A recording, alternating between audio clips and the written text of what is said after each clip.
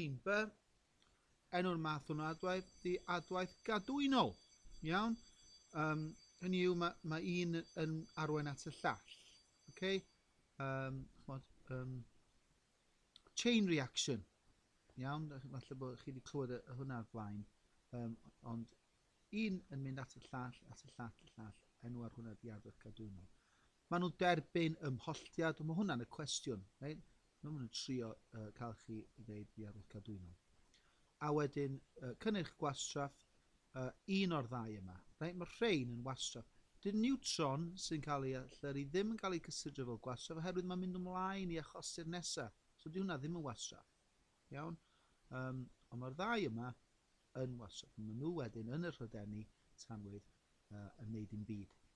Okay? A felly mae hynna'n wastraff. A dyna fo.